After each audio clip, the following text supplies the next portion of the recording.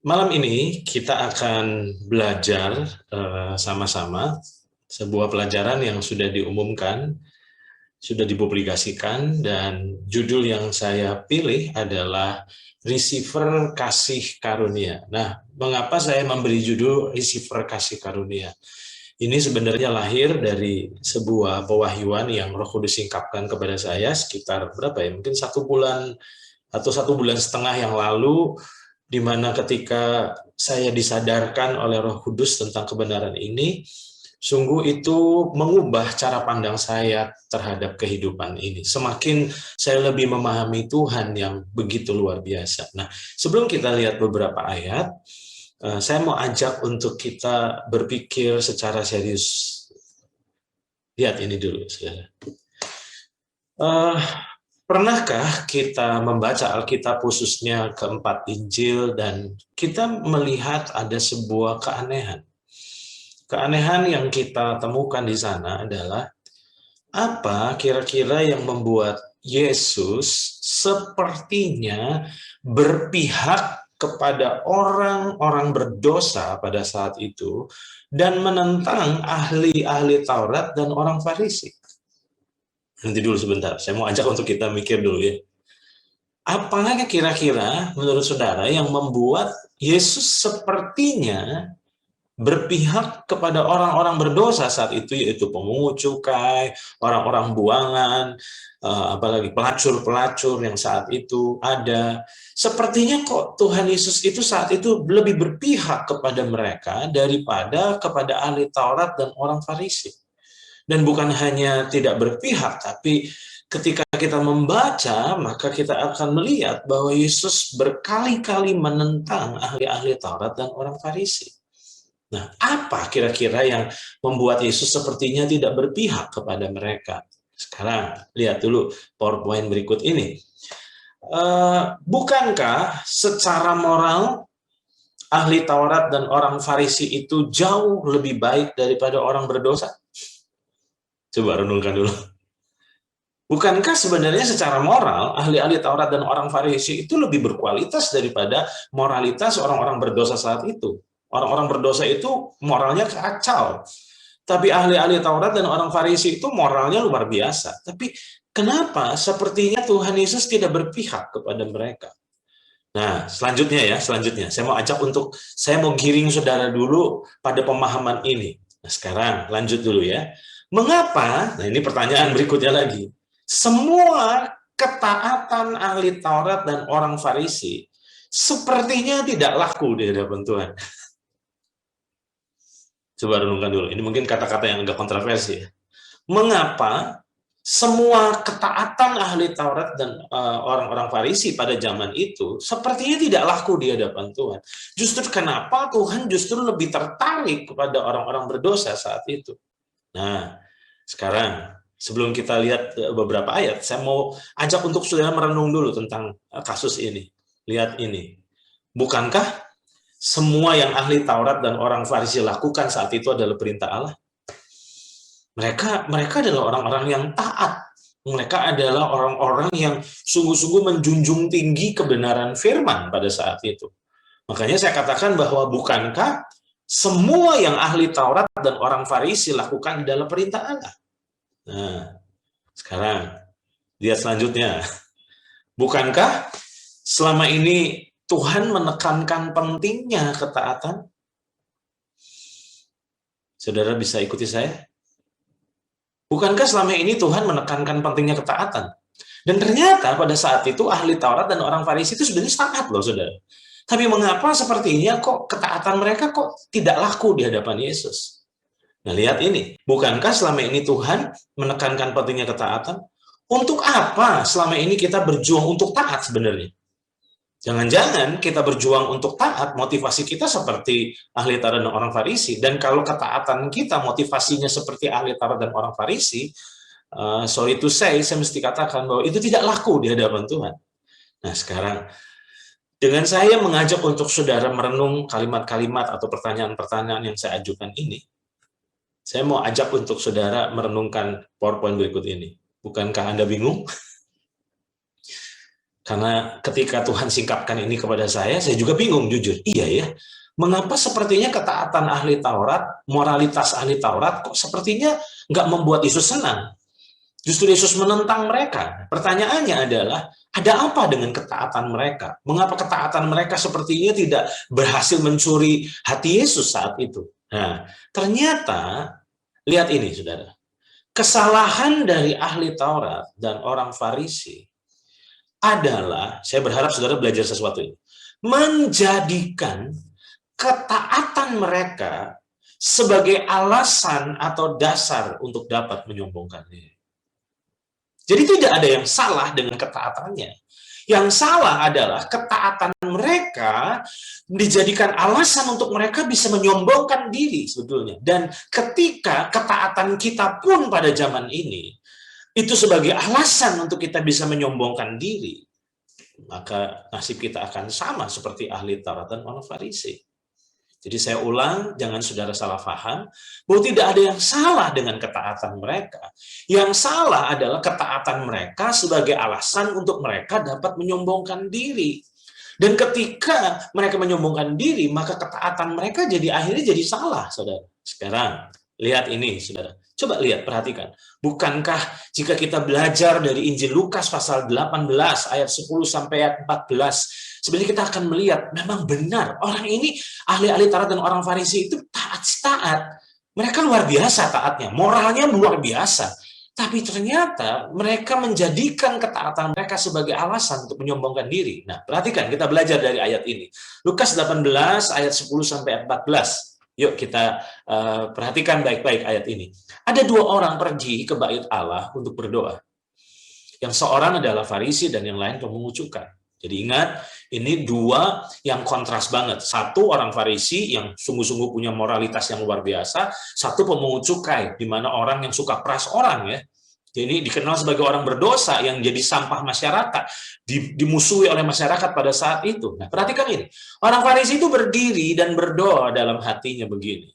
Ya Allah, aku mengucap syukur kepadamu. Bagus, orang ini mengucap syukur loh saudara. Tapi perhatikan ucapan syukurnya karena apa? Ayat ini bilang, aku mengucap syukur kepadamu karena aku tidak sama seperti semua orang lain. Wow, bukankah ini sombong saudara? Perhatikan ini. Bukan perampok, bukan orang lalim, bukan penzinah, dan bukan juga seperti pemungut cukai ini. Wow, benar-benar ini orang sombongnya minta ampun. Perhatikan ini. Aku berpuasa 2 kali seminggu. Jadi, jangan-jangan puasa kita kalah dengan orang Farisi pada saat itu. Kita puasa 1 bulan sekali, itu pun belum tentu. Kalau mereka puasa 2 kali seminggu, perhatikan ini. Aku memberikan 1/10 dari segala penghasilanku. Jadi secara moralitas, ahli Taurat dan orang Farisi adalah orang-orang yang sebenarnya taat kepada firman Tuhan. Dan ketaatan mereka adalah sebagai alasan atau sebagai dasar untuk mereka bisa menyombongkan diri. Mereka mengalami kesombongan rohani, loh, saudara. Perhatikan ini. Tetapi pemungut cukai itu berdiri jauh-jauh. Bahkan ia tidak berani menengadah ke langit, melainkan ia memukul diri dan berkata, Ya Allah, kasihanilah aku orang berdosa ini. Jadi pemungut cukai ini sadar betul bahwa dirinya berdosa. Nah, ayat 14, perhatikan. Aku berkata kepadamu, orang ini pulang ke rumahnya sebagai orang yang dibenarkan Allah dan orang lain itu tidak. Perhatikan. Sebab barang siapa meninggikan diri, ia akan direndahkan. Dan barang siapa merendahkan diri, ia akan ditinggikan. Jadi, saya ingin memberikan sebuah peringatan bagi kita semua. Jangan sampai kerohanian yang kita bangun selama ini menjadi alasan untuk kita jadi punya kesombongan rohani. Karena ternyata jeripayah kita dalam membangun spiritualitas, tapi kalau itu menjadi alasan untuk kita menyombongkan diri dan merendahkan orang, maka sebenarnya itu sungguh-sungguh salah di hadapan Tuhan. Nah, lihat ini saudara. Ketaatan ahli Taurat dan orang Farisi sebenarnya membuat mereka merasa pantas, merasa layak, merasa berhak untuk mengalami kebaikan Tuhan. Coba perhatikan kalimat ini. Jadi ketaatan ahli Taurat dan orang Farisi pada zaman itu membuat mereka jadi merasa gini, ya pantas saya mengalami kebaikan Tuhan. Habis saya taat sih. Mereka merasa layak mengalami kebaikan, mereka merasa berhak bahkan mengalami kebaikan Tuhan karena mereka merasa bahwa saya sudah mentaati semuanya kok. Nah, ingat. Dan inilah menurut saya penyebab mereka tidak mengalami kasih karunia. Wow. Berharap ini diwahyukan Roh Kudus kepada saudara. Jadi saya ulang, tidak ada yang salah dengan ketaatannya. Ketaatan itu penting di hadapan Tuhan. Tapi jangan sampai ketaatan kita menjadi sebagai alasan untuk kita bisa membanggakan diri, merasa lebih rohani dari yang lain. Dan akhirnya apa yang terjadi? Ketaatan kita jadi fail. Nah sekarang, waktu saya renungkan ini, ketika Roh Kudus singkapkan ini kepada saya jadi mikir, betapa mudahnya juga saudara dan saya jatuh dalam perangkap yang sama. Ahli-ahli Taurat dan orang Farisi menjadi sebuah pembelajaran bagi kita untuk kita berhati-hati terhadap kesombongan rohani. Sekarang, lihat ini saudara. Bagi ahli Taurat dan orang Farisi, ternyata sebenarnya keselamatan itu diperjuangkan, bukan dianugerahkan. Perhatikan ini, saya berharap saudara belajar poin ini. Bagi ahli Taurat dan orang Farisi pada zaman itu, keselamatan itu sesuatu yang mereka perjuangkan. Itu sebabnya ketika mereka merasa sudah melakukan semuanya, mereka berhak, mereka merasa lebih baik, mereka lebih rohani, dan itu menjadi alasan untuk mereka jadi tinggi hati. Nah ingat, bagi ahli Taurat dan orang Farisi, keselamatan itu diperjuangkan dan bukan dianugerahkan. Nah hati-hati, kenapa? Di dalam Roma pasal 10, ayat yang pertama sampai dengan ayat yang ketiga, perhatikan ini, perhatikan. Saudara-saudara, keinginan hatiku dan doaku kepada Tuhan ialah, ini doa syafaat Rasul Paulus bagi bangsanya pada saat itu. Ingat, bangsanya pada saat itu bukan bangsa yang bejat, bukan bangsa yang kacau, bangsa yang bermoral loh saudara. Mereka pergi beribadah ke bait suci secara rutin. Ingat, tapi yang menarik, ini doa Paulus. Saudara-saudara, keinginan hatiku dan doaku kepada Tuhan ialah supaya mereka diselamatkan. Perhatikan ini. Berarti kalau Paulus mendoakan keselamatan mereka, berarti dengan kata lain sebenarnya mereka belum mengalami keselamatan. Perhatikan ini. Nah, kenapa mereka belum mengalami keselamatan? Bukankah mereka taat? Bukankah mereka selama ini setelah menjunjung tinggi nilai-nilai kebenaran, mereka berupaya menghidupinya dengan sangat luar biasa, disiplin tingkat tinggi. Perhatikan ayat yang kedua. Sebab aku dapat memberi kesaksian tentang mereka, bahwa mereka sungguh-sungguh giat untuk Allah. Jadi mereka bukan orang Kristen abangan kalau zaman ini, tapi orang yang benar-benar rajin, benar-benar giat untuk Allah. Berarti bukan cuma hanya sebatas rajin datang setor muka di ibadah minggu, tapi mereka punya kegiatan, mereka pelayanan bahkan. Perhatikan ini. Tetapi tanpa, perhatikan kalimat ini, pengertian yang benar. Pengertian apa? Pengertian tentang keselamatan, saudara. Bahwa keselamatan itu bukan sesuatu yang hasil perjuangan kita, tetapi sesuatu yang dianugerahkan. Sebab oleh karena mereka tidak mengenal kebenaran Allah, dan oleh karena mereka berusaha, garis bawahi kata, mereka berusaha mendirikan kebenaran mereka sendiri, maka mereka tidak takluk pada kebenaran Allah. Jadi hati-hati saudara, seringkali tanpa sadar kita berjuang untuk taat. Bukan karena kita sudah selamat, tapi supaya kita selamat. Hati-hati itu. Selama ini tanpa sadar ada banyak orang Kristen berjuang untuk taat supaya selamat. Bukan karena kita sudah selamat. Keselamatan itu bukan sesuatu yang menjadi hasil perjuangan kita, tetapi sesuatu yang dianugerahkan oleh Tuhan kepada kita. Bayangkan, ternyata ketaatan mereka, moralitas mereka, ternyata tidak menyelamatkan mereka loh saudara. Dan ternyata, Alkitab katakan mereka berusaha untuk mendirikan kebenaran mereka sendiri. Setelah saya renungkan ini, saya jadi ingat tentang sosok dalam Alkitab, yaitu Rasul Paulus. Perhatikan ini. Apa yang membuat Paulus mengalami kasih karunia Tuhan yang sangat luar biasa? Coba saudara perhatikan ya. Saya mau ajak untuk saudara merenung. Coba lihat baik-baik keempat Injil. Pernah nggak ahli Taurat dan orang Farisi itu dapat kasih karunia dari Yesus? Mereka tidak mengalami kasih karunia dari Yesus loh saudara pada zamannya. Tapi yang aneh, justru orang-orang berdosa pada saat itu, mereka mengalami kasih karunia dari Tuhan.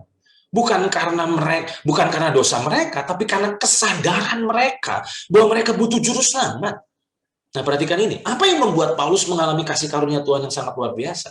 Coba saudara perhatikan, belajar dari biografi Rasul Paulus. Paulus adalah seorang rasul yang sangat istimewa, yang sangat luar biasa. Bahkan setengah lebih dari perjanjian baru adalah pewahyuan yang dia dapatkan.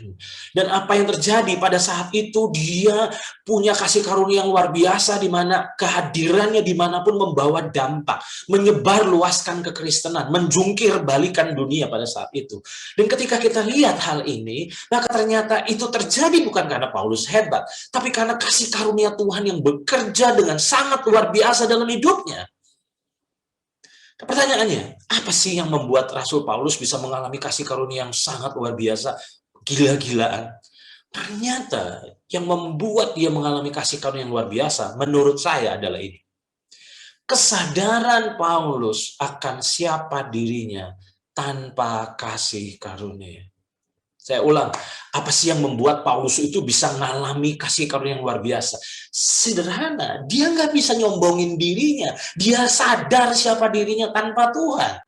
Dia sadar tentang keadaannya tanpa kasih karunia Tuhan. Perhatikan, saudara bisa baca ini di dalam 1 Timotius pasal yang pertama, ayat 15 sampai yang ke-16. Apa yang kita pelajari? Perkataan ini benar dan patut diterima sepenuhnya. Kristus Yesus datang ke dunia untuk menyelamatkan orang berdosa. Dan perhatikan ini, di antara mereka, perhatikan ya, di antara mereka, itu orang-orang yang berdosa pada zamannya, dia menyadari, di antara mereka, akulah yang paling berdosa. Tapi justru karena itu, karena aku berdosa, karena aku nggak layak, dia bilang, justru karena itu, aku dikasihani. Dengar baik-baik. Kesombongan kita itulah yang membuat kita nggak bisa mengalami kasih karunia, saudara. Kita mengharapkan kasih karunia. Tapi kalau kita merasa diri hebat, merasa diri baik, justru itulah yang menjadi penghambat untuk kita mengalami kasih karunia. Tapi di saat kita sadar tentang siapa diri kita tanpa Tuhan, siapa diri kita di luar Tuhan, maka itulah yang menjadi kesadaran bahwa tanpa Tuhan kita nothing. Dan disitulah rahasia kasih karunia bekerja. Makanya ayat ini berkata, tapi justru karena itu, karena dia sadar dia adalah yang paling berdosa, paling gak layak. Kenapa? Karena dia pernah menganiaya, pernah membunuh orang-orang pilihan Tuhan pada zaman itu, sebelum dia berjumpa dengan Yesus. Dia merasa berdosa, dia merasa gak layak. Banyak orang percaya ngerasa layak hari-hari ini. Tapi perhatikan ini, justru karena itu aku dikasihani agar dalam diriku sebagai orang yang paling berdosa, diulang lagi kedua kali, Yesus Kristus menunjukkan kesabarannya. Dan dengan demikian aku menjadi contoh bagi mereka yang kemudian percaya kepadanya dan mendapat hidup yang kekal. Nah, ketika saya mengalami penyingkapan ini, saya jadi sadar bahwa ternyata mengapa ada banyak orang belum mengalami kasih karunia. Problemnya bukan karena Tuhan belum melepaskan kasih karunia. Makanya saya beri judul pelajaran malam ini adalah Receiver Kasih Karunia. Perhatikan ini. Sadarkah kita bahwa tanpa receiver maka siaran televisi itu tidak dapat kita nikmati? Coba renungkan dulu. Kalau saudara memiliki IndiHome di rumah contohnya, atau Indovision atau apapun, maka tanpa receiver maka saudara tidak akan bisa menikmati siaran yang dipancarkan. Kita tidak bisa menikmati hiburan. Kita nggak bisa menikmati siaran televisi itu. Mengapa? Karena kita nggak punya receiver. Atau kalau receiver kita rusak, maka kita nggak akan bisa menikmati siaran itu. Makanya, betapa pentingnya receiver. Nah, mengapa saya memberi judul pelajaran malam ini, pelajaran hari ini adalah Receiver Kasih Karunia? Yang Roh Kudus singkapkan kepada saya adalah, selama ini ada banyak orang hanya berfokus tentang kasih karunia dari Tuhan. Kasih karunia Tuhan, kasih karunia Tuhan, kasih karunia Tuhan, kasih karunia Tuhan. Itu baik. Tapi ternyata itu bukan cuma hanya dari pihak Tuhan yang melepaskan kasih karunia, tapi untuk bisa mengalami dan menerima kasih karunia itu butuh receiver. Makanya betapa pentingnya receiver kasih karunia. Karena kalau kita nggak punya receiver kasih karunia, maka kita nggak akan bisa mengalami kasih karunia yang sebenarnya Tuhan telah curahkan bagi kita. Nah, lihat ayat ini. Bagaimana dengan Yohanes pasal 3 ayat yang ke-16? Di dalam Injil Yohanes pasal 3 ayat yang ke-16, firman Tuhan berkata, karena begitu besar kasih Allah akan dunia ini, sehingga ia telah mengaruniakan anaknya yang tunggal. Nah, pertanyaan saya adalah ini, Yesus mati buat siapa? Buat orang Kristen? Menurut saya tidak. Yesus mati buat semua manusia sebetulnya. Oke, jadi sebenarnya Tuhan mati buat semua manusia. Tapi masalahnya mengapa semua manusia belum selamat? Karena ternyata untuk bisa menerima karya keselamatan Yesus, kita mesti percaya. Kalau kita tidak percaya, Yesus boleh mati buat kita, tapi kita tidak mengalami karya keselamatan itu. Makanya ayat ini berkata, karena begitu besar kasih Allah akan dunia ini, sehingga ia telah mengaruniakan anaknya yang tunggal, supaya setiap orang yang percaya kepadanya, kepada Yesus, tidak binasa, melainkan beroleh hidup yang kekal.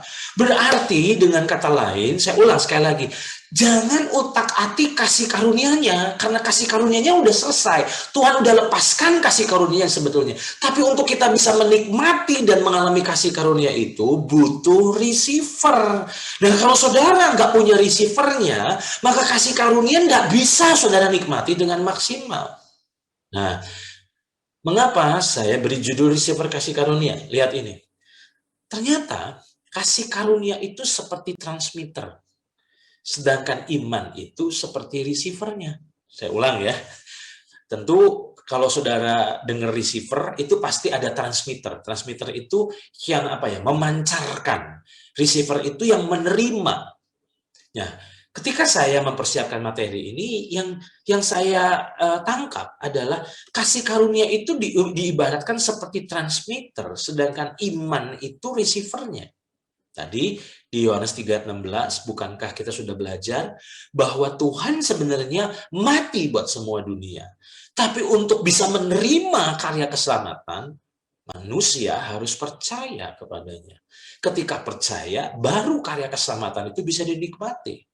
Nah, sekarang jika kita lihat di dalam surat Roma pasal 5 ayat yang kedua, perhatikan ayat ini. Oleh Dia kita juga beroleh jalan masuk oleh iman kepada kasih karunia. Berhenti dulu sampai di situ deh. Ayat ini bilang, oleh Dia, yaitu oleh Tuhan, kita juga beroleh jalan masuk. Kemana? Oleh iman kepada kasih karunia ini. Dalam terjemahan King James Version digunakan kata, we have access by faith into this grace. Jadi untuk kita bisa mengalami grace, maka butuh iman. Kalau saudara tidak beriman, maka saudara tidak akan pernah mengalami dan menikmati kasih karunia. Nah, sekarang, lihat ini saudara. Menurut saya, ada dua ekstrim penyebab orang gagal menikmati kasih karunia Tuhan. Saya ulang ya, ada dua ekstrim. Penyebab orang-orang itu gagal menikmati kasih karunia dari Tuhan. Yang pertama kesombongan, yang kedua adalah keminderan.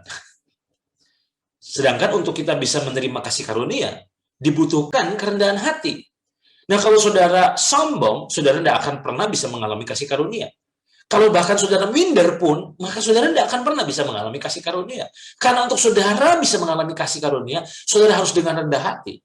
Sekarang, lihat ini saudara. Dua contoh kontras. Ahli Taurat dan orang Farisi tidak dapat percaya kasih karunia karena kesombongan mereka. Sedangkan Yudas Iskariot, menurut saya, tidak dapat percaya kasih karunia karena keminderannya. Coba, apa yang kita bisa pelajari dari saudara-saudara sepupu kita?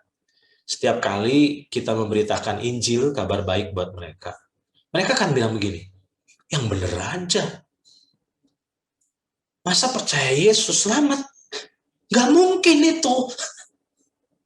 Saudara paham sampai di sini? Nggak mungkin. Sedangkan ajaran dari keyakinan kami harus melakukan ini, kami harus melakukan ini, itu, dan itu pun nggak dijamin. Nanti ketika meninggal, nanti baru ditimbang. Begitu ditimbang, nanti kalau perbuatan baik, amal kami lebih baik, lebih banyak daripada amal buruk kami, maka kami selamat. Jadi saudara bisa bayangkan setiap kali kita berbicara tentang kabar baik buat mereka nggak akan percaya. Kenapa? Karena mereka bilang, nggak mungkin dong. Masa percaya Tuhan terus ngalami keselamatan? Nggak mungkin itu. Nah, ingat, ahli Taurat dan orang Farisi tidak dapat percaya pada kasih karunia. Karena apa? Karena kesombongan mereka. Sedangkan Yudas Iskariot adalah contoh ekstrim di mana dia nggak ngalami kasih karunia. Karena apa? Karena keminderannya. Nah, lihat ini. Apa perbedaan Petrus dan Yudas? Dua-duanya gagal. Yang satu ngalami kasih karunia, yang satu tidak. Jadi hati-hati, saudara. Problemnya bukan dikasih karunianya. Problemnya sekarang di receiver-nya. Ketika saya renungkan ini, apa sih perbedaan Petrus dan Yudas? Saudara pikir kesalahan Yudas itu lebih fatal dari Petrus? Menurut saya, kesalahan Petrus itu justru yang lebih fatal dari Yudas. Coba lihat, Yudas itu cuma jual Yesus. Cuma jual Yesus. Tapi bagaimana dengan Petrus? Lihat ayat ini. Berharap ayat ini bicara banyak buat kita ya. Matius 10 ayat 33, ini Tuhan Yesus bilang begini, kenapa saya katakan bahwa kesalahan dari Petrus itu harusnya lebih fatal daripada Yudas. Dalam Matius 10 ayat 33, Tuhan Yesus berkata, tetapi barang siapa menyangkal aku di depan manusia, aku juga akan menyangkalnya di depan Bapakku yang di sorga. Jadi ini penyangkalan tuh berat loh, saudara. Nah, coba lihat, apa sih yang dilakukan Petrus? Kalau Yudas jelas-jelasan dia jual Yesus, dapat 30 keping perak, tapi dia nggak pernah menyangkali Yesus loh, saudara. Perhatikan ini. Di dalam Matius pasal 26, ayat 70, ayat 72, ayat 74, saya cuma hanya fokus kepada sikap Petrus saja ya saudara. Tetapi ia menyangkalnya di depan semua orang, katanya, aku tidak tahu apa yang kau maksud. Dia menyangkal mengenal Yesus. Dia menyangkal sebagai murid Yesus. Ayat 72, dan ia menyangkalnya pula dengan bersumpah. Wah, ini stadiumnya naik nih. Ia menyangkalnya pula dengan bersumpah. Aku tidak kenal orang itu. Nah, terus yang ketiga, dia nyangkal 3 kali. Ini stadiumnya naik terus, naik terus. Dia pertama nyangkal, yang kedua dia nyangkal sampai bersumpah, dan yang ayat 74 berkata, maka mulailah Petrus mengutuk, waduh ini, dan bersumpah, aku tidak kenal orang itu. Dan pada saat itu berkokoklah air. Makanya tadi saya katakan, apa perbedaan Petrus dan Yudas? Sama-sama gagal, sama-sama rusak. Bahkan Petrus sebetulnya lebih parah kesalahannya daripada Yudas. Tapi yang aneh, Petrus mengalami kasih karunia, sedangkan Yudas tidak. Apa yang kita pelajari? Yang saya pelajari adalah di sini. Masalahnya bukan pada pengampunan Tuhan bagi diri kita, tapi mengampuni diri sendiri. Tadi saya katakan ya, pelan-pelan, saya nggak buru-buru. Ada 2 ekstrim penyebab orang gagal menikmati kasih karunia. Yang pertama, sombong. Yang kedua, keminderan. Untuk orang bisa mengalami kasih karunia, butuh iman, butuh kerendahan hati. Nah, banyak orang seperti ahli Taurat dan orang Farisi yang merasa percaya diri, bisa melakukan ini, bisa melakukan itu, dan mereka merasa berhak karena sudah taat, mereka berhak mengalami keselamatan. Padahal keselamatan itu dianugerahkan. Tapi ternyata contoh kontras yang lain adalah kita bisa belajar dalam diri Yudas. Bahwa ternyata sebenarnya tentu kita belajar dari kehidupan Yudas begitu tragis, dia menggantung dirinya. Dia mati saat itu. Pertanyaan saya, kenapa dia menggantung diri? Perasaan rasa bersalah. Dia berpikir Yesus itu akan menyelamatkan diri. Dia berpikir Yesus bisa meloloskan diri seperti yang sudah-sudah. Dia nggak pikir panjang bahwa benar-benar saat itu dalam momen di mana Yesus menyerahkan nyawanya bagi manusia. Dan saudara bisa bayangkan, Yudas dikejar oleh perasaan bersalah. Dan saya yakin kalau saat itu Yudas datang pada Yesus setelah kebangkitan, saya terlalu percaya bahwa sebetulnya pengampunan Tuhan akan dia terima. Tapi apa yang membuat dia nggak bisa mengalami kasih karunia? Sederhana, karena dia tidak bisa mengampuni dirinya sendiri. Saya tidak tahu bagaimana kondisi saudara, tapi ada dua ekstrim yang perlu kita hindari kalau kita mau mengalami dan menikmati kasih karunia. Yang pertama adalah kesombongan. Waspadai kesombongan. Yang kedua adalah rasa minder, rasa nggak layak, di mana akhirnya kita berfokus kepada ketidaklayakan kita, sampai kita tidak bisa mempercayai anugerah Tuhan dalam hidup kita. Nah hari ini, saya jadi ingat tentang kisah Dennis the Menace. Kalau saudara pernah membaca atau lihat kartun dari Dennis the Menace itu seorang anak yang apa ya? Kalau orang bilang ini anak bandel banget ya. Nah, dan dia itu punya tetangganya adalah Tuan Wilson dan Nyonya Wilson. Nah, biasanya kalau saudara lihat kartunnya, lihat komiknya, itu Dennis the Menace itu bikin ulah sampai Tuan Wilson itu jengkelnya minta ampun gitu kan, dikerjain oleh Dennis. Nah, tapi dari satu peristiwa yang sangat memberkati saya adalah ini. Satu kali Dennis the Menace pergi ke rumah Tuan Wilson. Ketika dia pergi ke rumah Tuan Wilson, di situ Tuan Wilsonnya tidak ada, adanya istrinya yaitu Nyonya Wilson. Nah, Nyonya Wilson itu memberi cookies kepada Dennis dan temannya. Karena Nyonya Wilson ini sayang sama Dennis. Itu sebabnya Dennis diberi cookies. Cookies yang sangat enak. Nah, mereka berdua akhirnya setelah menerima cookies lalu meninggalkan rumah dari Tuan Wilson. Dan yang menarik adalah percakapan antara Dennis the Menace dan kawannya. Nah, kawannya Dennis itu ngomong begini, Dennis, perbuatan baik apakah yang telah kita lakukan sehingga Nyonya Wilson memberi kita cookies seenak ini? Coba saudara perhatikan ya. Jadi kawan dari Dennis ini sambil menikmati cookies itu, dia bilang, Dennis, perbuatan baik apa ya yang kita sudah lakukan sehingga Nyonya Wilson memberi hadiah, memberi kita cookies seenak ini? Dan jawaban dari Dennis the Menace itu memberkati saya. Dia bilang begini, yang baik itu bukan kitanya, tapi yang baik itu adalah Nyonya Wilson-nya. Coba saudara renungkan. Selama ini seringkali tanpa sadar, waktu kita taat, kita merasa berhak. Jadi kalau kita taat, diberkati, kita berkata, ya pantas saya diberkati, habis saya taat sih. Saya setuju ketaatan itu penting. Tapi saya mau katakan kepada saudara bahwa kasih karunia itulah yang lebih penting. Ayat ini katakan di dalam Efesus pasal 2 ayat 8-9 berkata, sebab karena kasih karunia kamu diselamatkan oleh iman. Itu bukan hasil usahamu, tetapi pemberian Allah. Itu bukan hasil pekerjaanmu dan jangan ada orang yang memegahkan diri. Ingat, kasih karunia tidak membutuhkan dasar dan alasan.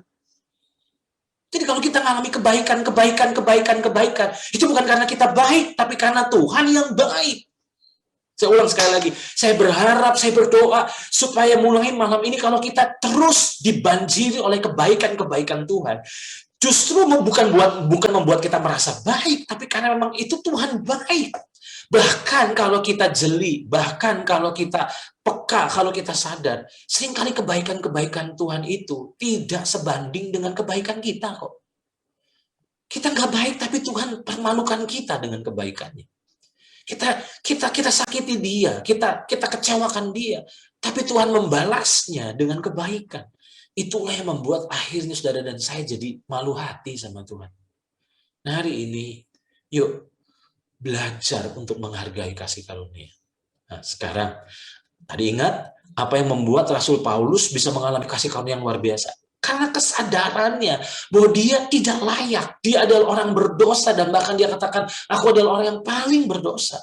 Itu sebabnya dia mengalami kasih karunia. Sedangkan ahli Taurat dan orang Farisi merasa tidak berdosa. Mereka merasa bangga. Mereka merasa sudah melakukan ini dan itu. Mereka sudah merasa taat luar biasa. Tapi itu ternyata jadi kesombongan. Dan kesombongan mereka lah yang akhirnya jadi batu sandungan untuk mereka mengalami kasih karunia. Sekarang, mengapa Tuhan harus menghabisi rasa percaya diri kita. Saudara pernah menyadari bahwa seringkali Tuhan menghabisi rasa percaya diri kita. Dengan apa? Dengan mengizinkan semua masalah demi masalah kita alami. Dan bahkan sepertinya Tuhan mempermalukan kita. Kita diizinkan gagal, kita diizinkan hancur. Dan disitulah kita bertanya, kenapa Tuhan tidak mencegah kehancuran ini? Mengapa Tuhan tidak mencegah kejatuhan saya ini? Nah, mengapa Tuhan sepertinya harus menghabisi rasa percaya diri kita, rasa kesombongan kita, merasa mampu kita, merasa hebat kita? Kenapa dia harus menghabisi rasa percaya diri kita dan dengan mengizinkan semua masalah itu membombardir diri kita sampai akhirnya kita habis akal? Sampai kita habis putus harapan. Mengapa Tuhan sepertinya mengizinkan itu semua terjadi? Coba saudara perhatikan ayat ini. Di dalam 2 Korintus pasal 12, ayat 9 sampai 10. Saya pernah membahas ini dalam pelajaran Sikesi berapa bulan lalu, yaitu memadamkan Roh Kudus. Tapi saya mau ajak untuk kita kembali perhatikan ayat ini. Tetapi jawab Tuhan kepada aku, ini jawab Tuhan kepada Paulus. Cukuplah kasih karuniaku bagimu. Sebab justru dalam kelemahanlah kuasaku menjadi sempurna. Bukan dalam kekuatan kita, kuasa Tuhan itu sempurna, saudara. Tapi waktu kita mengalami kelemahan, kesadaran bahwa kita ini lemah, kita tidak berdaya, justru kuasa Tuhan itu jadi sempurna. Kita ingin kuasa Tuhan itu sempurna, tapi kita terus berupaya untuk menyombongkan diri, itu problemnya. Firman Tuhan katakan, sebab itu terlebih suka aku bermegah atas kelemahanku, supaya kuasa Kristus, perhatikan, turun, apa saudara, menaungi aku. Karena itu, karena dia mengerti bahwa Tuhan itu bekerja justru bukan dengan kehebatan kita, justru dalam kelemahan kita. Karena itu, aku senang dan rela di dalam kelemahan, di dalam siksaan, di dalam kesukaran, di dalam penganiayaan dan kesesakan oleh karena Kristus. Sebab jika aku lemah, maka aku kuat. Paulus telah menemukan sebuah rahasia besar yang sebenarnya disingkapkan juga buat kita malam ini. Bahwa justru kuasa Tuhan itu kerja waktu kita tidak lagi ngerasa hebat, tapi waktu kita sadar bahwa kita ini sebenarnya lemah tanpa Tuhan. Kesombongan lagi-lagi menjadi pengganjal untuk kita mengalami dan menikmati kasih karunia. Nah, tadi saya katakan ini, mengapa Tuhan harus menghabisi rasa percaya diri kita dengan mengizinkan semua masalah kita alami dan bahkan sepertinya mempermalukan kita? Jawabannya adalah ini, saudara. Perhatikan ini. Sesungguhnya Tuhan itu sangat ingin kita menikmati kasih karunia-Nya. Saya ulang, ini penting sekali. Sesungguhnya Tuhan itu sebenarnya sangat ingin kita menikmati kasih karunia-Nya. Tapi bagaimana mungkin kita bisa mengalami kasih karunia-Nya kalau kita masih ngerasa hebat? Makanya Tuhan izinkan kita dibombardir oleh masalah demi masalah sampai kita jadi sadar, sampai kita kepepet, sampai akhirnya kita jadi insyaf bahwa ya ampun, ternyata saya nggak bisa. Beberapa waktu lalu ada seorang yang saya mentor, dia bilang begini kepada saya, ternyata kok untuk saya ngampuni kok papa saya aja ternyata saya nggak bisa. Saya bilang, puji Tuhan, karena memang kita nggak bisa, karena hanya kasih Tuhan yang membuat kita bisa. Saudara. Jadi kalau hari-hari ini saudara sedang dipepet oleh keadaan sampai akhirnya mata kita dibuka tentang keterbatasan kita dan kerapuhan kita, thanks God, karena itu akan membuat kita mengalami kasih karunia. Jadi, kenapa Tuhan harus izinkan kita sepertinya dipermalukan, sepertinya ditelanjangi, sepertinya gagal, sepertinya kita nggak ada yang bisa kita banggakan. Karena dia ingin supaya kita bisa nikmati kasih karunia-Nya. Nah, kita kecewa sama Tuhan karena kita nggak ngerti ini. Saya catat tanpa kesadaran betapa rapuhnya dan rusaknya diri kita. Maka mustahil kita dapat menikmati kasih karunia-Nya dengan maksimal. Banyak orang percaya belum bisa menikmati kasih karunia dengan maksimal karena ada kesombongan rohani. Itulah yang membuat akhirnya kita gagal menikmati secara maksimal kasih karunia. Sekarang lihat ini, saudara. Hati-hati dengan upaya diri, pembuktian diri. Galatia pasal 5 ayat yang keempat berkata begini, kamu lepas dari Kristus jikalau kamu mengharapkan kebenaran oleh hukum Taurat. Kamu hidup di luar kasih karunia. Jadi yang membuat kita keluar dari kasih karunia, waktu kita lepas dari Kristus itu karena waktu kita seperti ahli Taurat dan orang Farisi, mengharapkan kebenaran waktu kita melakukan hukum Taurat. Terjemahan bahasa Indonesia sehari-hari bilang begini, kalau kalian berusaha berbaik dengan Allah melalui hukum agama, itu berarti hubunganmu dengan Kristus sudah putus. Dengan demikian kalian hidup di luar lingkungan rahmat Allah. Dalam terjemahan The Message, bahasa Inggris The Message, setelah saya terjemahkan dalam bahasa Indonesia sehari-hari adalah, ketika Anda mencoba untuk hidup dengan rencana dan proyek keagamaan Anda sendiri, Anda terputus dari Kristus. Anda jatuh dari kasih karunia. Nah, hari ini saya berharap kebenaran ini menyadarkan kita bahwa kita butuh kasih karunia. Amin, saudara. Di masa-masa ke depan yang penuh dengan ketidakpastian, kita butuh kasih karunia. Tapi bagaimana untuk kita bisa mengalami kasih karunia kalau kita sombong? Atau bahkan kita minder, kita terus berkutat pada rasa tidak layak kita. Dan memang kita tidak layak, Tuhanlah yang melayakkan kita. Perhatikan ini. Sadarkah kita bahwa kesombongan adalah penyakit sebuah manusia dan tanda masih adanya kehidupan? Hati-hati dengan kesombongan, karena kesombongan membuat kita gagal dan keluar dari kasih karunia. Sadarkah kita kesombongan adalah penyakit semua manusia dan tanda masih adanya kehidupan? Kenapa saya katakan kesombongan itu adalah penyakit semua manusia? Karena baik tua muda, kaya, miskin, pintar, bodoh, problemnya kesombongan. Jangan saudara bilang gini, oh dia kaya, makanya sombong. Saya tidak setuju. Saya bisa tunjukkan kepada saudara ada orang yang miskin tapi sombongnya minta ampun. Itu saudara berkata, wah orang itu sombong karena pintar. Tapi saya mau tunjukkan kepada saudara, ada orang yang bodoh minta ampun, tapi sombongnya minta ampun juga. Makanya saudara harus sadar bahwa kesombongan itu sebenarnya penyakit semua manusia. Dan bahkan saya katakan, kesombongan itu tanda masih adanya kehidupan. Mengapa saya katakan tanda masih adanya kehidupan? Berarti kita akan terus berjuang dengan kesombongan seumur hidup kita masalahnya. Nah, sekarang, apa hubungan pembelajaran kita malam ini? Saya ingin mengutip kembali apa yang Watchman Nee tuliskan dalam buku Hayat yang Menang. Saya sudah sempat mengutip ini di pelajaran yang saya beri judul Memadamkan Roh. Tapi saya akan ulang lagi karena sungguh apa yang dituliskan oleh Watchman Nee sungguh luar biasa dalam dan harusnya menjadi berkat buat kita luar biasa. Saya bacakan. Jika Anda masih menganggap diri Anda mampu, sombong ya, terus mengatakan diri Anda mampu, Kristus tidak bisa hidup bagi Anda. Hati-hati ya, saya ulang ya. Jika hati Anda masih menganggap bahwa diri Anda itu mampu, terus mengatakan diri Anda mampu, Kristus tidak bisa hidup bagi Anda. Kristus hanya bisa hidup bagi orang yang tidak mampu masalahnya. Nah, seringkali kita mengetahui atau kita sadar bahwa kita nggak mampu, tapi kita masih berusaha untuk mampu. Nah, ini celakanya. Kita nggak mampu, tapi masih berusaha untuk mampu. Dan itu sebenarnya manifestasi dari kesombongan, maksudnya. Seringkali kita mengetahui tidak mampu, tapi kita masih berusaha untuk mampu. Kita ingin memasukkan tenaga kita sendiri. Kita berpikir, jika kita lebih banyak berdoa, kita pasti mampu. Nah, bukankah kadang-kadang kita kejebak di sini? Berdoa supaya lebih mampu, padahal berdoa itu bukan supaya lebih mampu. Berdoa supaya kita lebih mengenal Tuhan, lebih mengalami Tuhan lebih lagi. Tapi ternyata ada banyak orang berdoa supaya mampu. Kita berpikir jika kita lebih banyak berdoa, kita pasti mampu. Itu artinya tidak mampu, tetapi masih berusaha untuk mampu. Berarti sombong. Dan kalau saudara masih berusaha untuk mampu, maka Tuhan itu nunggu sampai saudara sadar dan menyerah bahwa kita nggak mampu. Perhatikan ini. Jika kita tidak mampu, jangan mencoba-coba. Tuhan, katakan, Tuhan, aku tidak mampu. Aku tidak berusaha untuk mampu. Aku juga tidak mencobanya.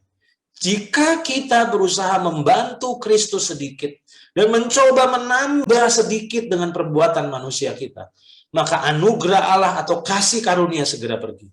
Kekuatan Kristus bukan untuk menambah kekurangan pekerjaan kita.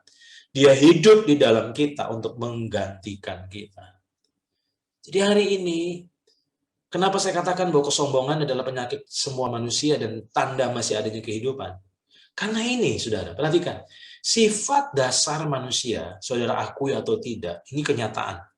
Sifat dasar manusia mencari berbagai cara dan bahkan menghalalkan segala cara untuk ada yang dapat dibanggakan di hadapan Tuhan dan di hadapan manusia. Jadi kalau saudara lebih banyak berdoa daripada orang lain, please jangan ngerasa lebih baik dari orang lain. Kalau saudara lebih taat dari orang lain, itu pun bukan jadi alasan untuk saudara merendahkan orang lain.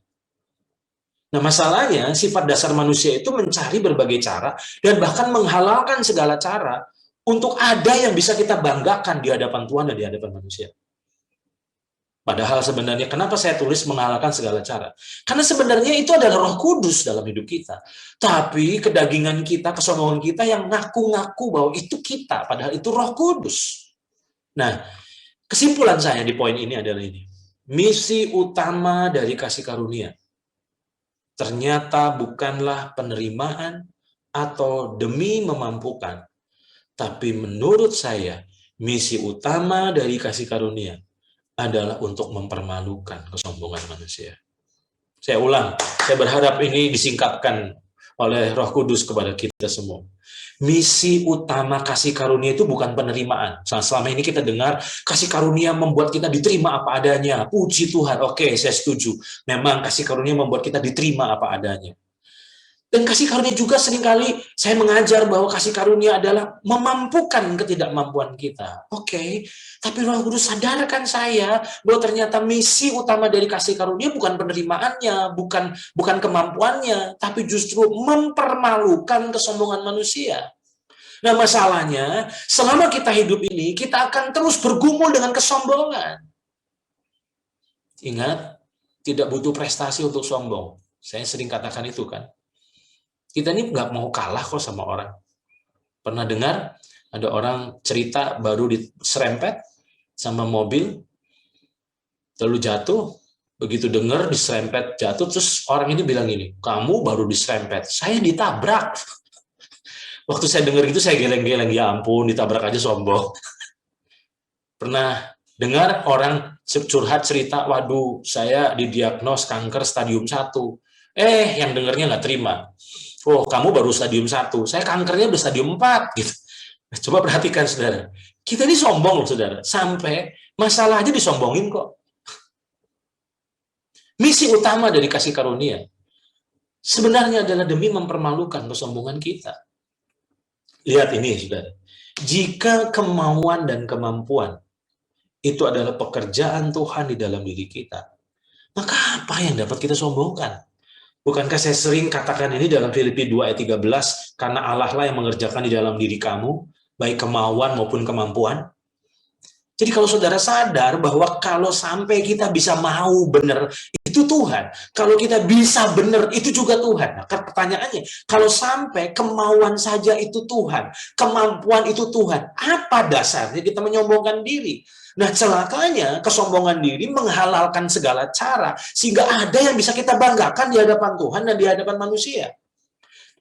Masih ingat pengajaran tadi, ayat-ayat di awal tadi, orang Farisi itu membanggakan diri di hadapan Tuhan. Aku nggak begini, aku nggak begitu, aku puasa, aku bayar perpuluhan. Ada yang disombongkan dan ternyata justru disitulah kehancurannya. Hari ini coba lihat ini. Kesadaran akan kasih karunia harusnya seperti rem yang menyelamatkan kita untuk kita tidak jatuh dalam jurang kesombongan. Tujuan saya melepaskan pengajaran ini adalah supaya kita tidak menyombongkan diri dalam hal apapun. Karena ternyata semuanya karena kasih karunia. Kalau lihat ada orang gagal, tolong perhatikan baik-baik. Kalau saudara nggak gagal, itu karena kasih karunia. Bukan karena saudara lebih baik dari orang itu. Kesadaran akan kasih karunia itu kan seperti rem yang menyelamatkan kita untuk tidak jatuh dalam jurang kesombongan. Ingat, kesombongan itu menghancurkan. Firman Tuhan katakan, kesombongan itu awal dari kehancuran. Kejatuhan itu selalu hasil dari kesombongan. Nah, makanya Tuhan tahu bahwa manusia itu selama hidup dalam daging, masalahnya adalah kesombongannya. Seumur hidup akan terus bergumul dengan kesombongannya. Itu sebabnya Tuhan memberikan kasih karunia demi menjadi rem bagi kita. Dan jujur, saudara, ketika saya udah merasa lebih baik dari orang, Roh Kudus ingetin saya tentang siapa saya. Itulah yang membuat akhirnya saya nggak perlu terjerumus dalam jurang kesombongan. Langsung saya sadar, ya ampun, iya ya, karena kasih karunia. Sekarang, saudara, lihat ini.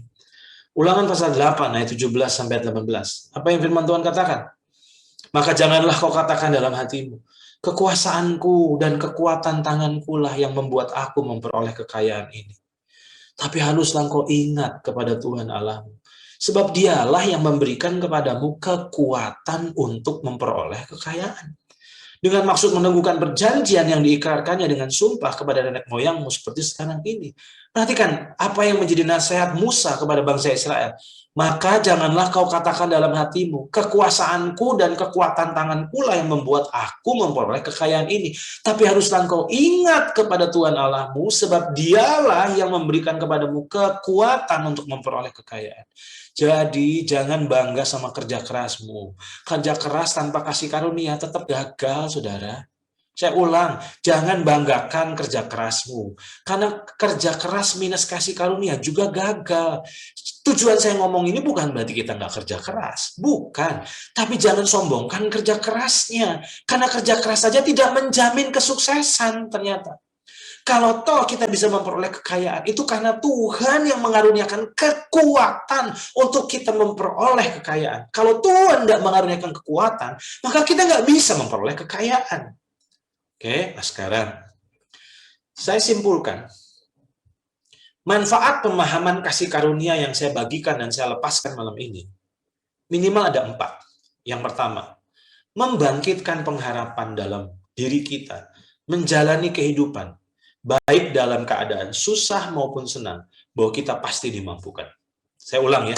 Jadi ketika saudara menangkap kebenaran ini, berarti ada kasih karunia yang selalu nyata dalam hidup kita, maka percayalah, selalu kita punya pengharapan. Toh kalau Tuhan izinkan masalahnya tambah berat ke depan, keadaan jadi tambah berat, tetap ada kasih karunia buat kita. Amin. Jadi membangkitkan pengharapan dalam diri kita, menjalani kehidupan, baik dalam keadaan susah maupun senang, bahwa kita pasti dimampukan. Itu yang pertama. Yang kedua, manfaat pemahaman kasih karunia yang kedua adalah solusi dari kelemahan dan keterbatasan diri. Mungkin kalau saudara berkata, aduh saya nggak bisa, aduh saya nggak mampu. Saya setuju, memang saudara nggak bisa, memang saudara nggak mampu. Tapi Tuhan yang ada dalam diri kita lah yang menjadi sumber kemampuan kita. Itu yang kedua. Manfaat pemahaman kasih karunia yang ketiga adalah menyelamatkan kita dari kesombongan diri yang hanya berujung pada kejatuhan dan kehancuran. Tadi saya sudah bahas panjang lebar dalam ini. Yang keempat, manfaat pemahaman kasih karunia dalam hidup kita adalah menumbuhkan empati dan mencegah kita untuk menghakimi bagi orang yang sedang mengalami kegagalan. Saya ulang ya, ketika saudara sadar kasih karunia Tuhan itu besar dalam hidupmu, saudara akan punya empati dan mencegah kita untuk tidak menghakimi orang yang sedang jatuh atau sedang gagal. Mungkin kita sinis melihat ada orang hancur keluarganya. Kita sinis, kita merasa lebih baik dari mereka. Pertanyaan saya, kalau sampai keluargamu utuh, bukankah itu sebenarnya karena kasih karunia juga? Makanya saya berharap pemahaman kasih karunia ini menghasilkan 4 hal. Pengharapan, kesadaran bahwa ternyata ada solusi buat keterbatasan diri kita. Yang ketiga, menyelamatkan kita dari kesombongan. Yang keempat, menumbuhkan empati. Kalau bahasa saya, kalau kita tahu, kalau kita sadar bahwa seharusnya kita nggak lulus, tapi karena lulus itu karena dianugerahkan oleh guru, maka bagaimana kita bisa meremehkan orang yang nggak lulus? Jadi kalau kita sadar bahwa kita ini diselamatkan bukan oleh karena jeripayah kita, bukan oleh karena prestasi kita, tapi karena kasih karunia, maka bagaimana mungkin saudara bisa meremehkan orang yang belum mengalami keselamatan? Justru saudara mengalami betapa indahnya Tuhan, betapa hebatnya Tuhan. Nah sekarang, 2 poin lagi saya selesai. Apakah kasih karunia membuat orang percaya jadi hidup nyantai dan seenaknya? Karena kalau saudara tadi nggak memahami intinya, esensinya, maka saudara akan berpikir gini, oh berarti nggak usah taat ya. Karena buat apa? Ahli Taurat dan orang Farisi taat juga nggak diterima sama Tuhan. Sementara orang berdosa yang hancur hidupnya kok dibenarkan oleh Tuhan. Nah, tujuan saya membagikan ini bukan berarti terus akhirnya kita nggak taat. Apakah kasih karunia membuat orang percaya jadi hidup nyantai dan hidup seenaknya? Tidak. 1 Korintus pasal 15 ayat ke-10, ini adalah Rasul Paulus, pribadi yang mendapat pewahyuan tentang kasih karunia. Tapi perhatikan, apa yang dikatakan dalam 1 Korintus 15 ayat 10. Tetapi karena kasih karunia Allah, aku adalah sebagaimana aku ada sekarang, dan kasih karunia yang dianugerahkannya kepadaku tidak sia-sia. Jadi Paulus sadar semuanya karena kasih karunia, tapi bukan membuat dia jadi nyantai, bukan dia jadi pasif, bukan.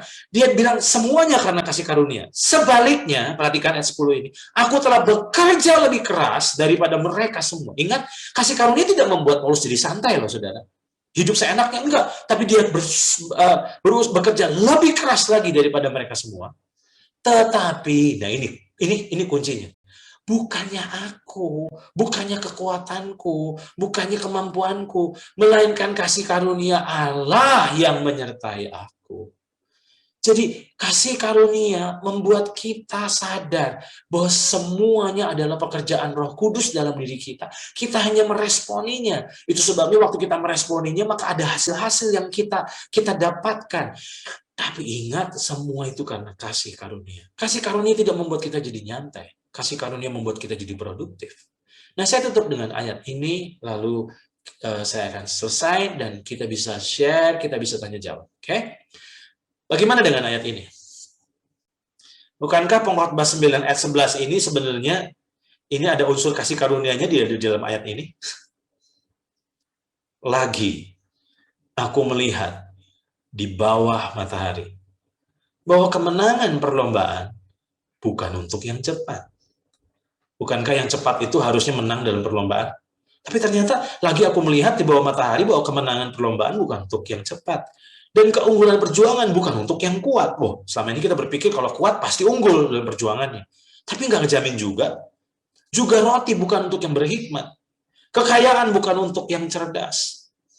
Perhatikan, ada orang-orang cerdas yang tetap miskin, tetap hancur-hancuran. Tapi orang yang kurang cerdas justru berhasil seperti dia.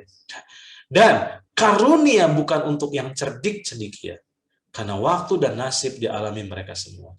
Saat saya diingatkan ayat ini, bukankah intisari dari ayat ini adalah semuanya karena kasih karunia?